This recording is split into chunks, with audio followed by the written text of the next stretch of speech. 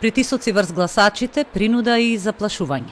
Ова е оценката на наблюдувачката мисија на невладината црта за изборната кампања во Србија, а предутрешното гласање на кое се избира нов председател на државата, нови пратеници во собранието и нова локална власт во некои општини.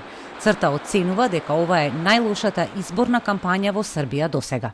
Različite radnje kojima se građanima sugeriše kako da politički se ponašaju, dakle, da li da tokom kampanje daju podršku određenoj političkoj stranci, da izlaze na mitinge, da učestvuju u javnim radovima zajedno sa javnim preduzećima, odnosno da ukoliko nisu stavili sebe na raspolaganje stranci, trpe određene posledice, pa tako oni koji su zaposleni u javnim institucijama, u javnom sektoru, stavljaju se u izgled posledica ili gubitka posla, ili neprodužavanje ugovora. Српската напредна партија на актуелниот председател Александар Вучич, која е на власт 10 години, водеше безмилосна медиумска кампања. Сите провладени медиуми на последниот ден од изборната кампања го имаа Вучич, кој бара втор председателски мандат од граѓаните. Негов главен противник е Здравко Понош. Тој е кандидат на опозицијата концентрирана околу прозападната коалиција што ја предводи поранишниот белградски градоначалник Драган Джилас. Што се однесува до парламентарните избори, ова се вонредни парламентарни избори. За 250 пратеници во собранието има 19 листи на партии и коалиции. Досега Српското собрание функционираше без опозиција, затоа што на изборите во 2020 година дел од опозицијата ги бойкотираше со објаснување дека нема услови за фер избори, додека останатите опозицијски партии тогаш не го поминаа изборниот праг.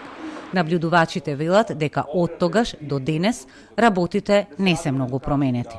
Kada govorimo o načinu na koji su mediji izveštavali, pre svega elektronski mediji, s druge strane pritisci na birače i na trećem koraku su u pitanju institucije koje su tokom kampanje praktično radile u interesu političkih partija u kampanji, onih koje su u vlasti, a ne u javnom interesu. Dakle, kada govorimo o ta tri hronična problema u izbornom procesu u Srbiji, stvari se, nažalost, nisu pomerile на bolje. Главната битка, освен за председател, ќе се води и за градоначалник на Белград, односно за локална власт, бидејќи градоначалникот не се бира на непосредни избори, туку се гласа за партии и коалиции.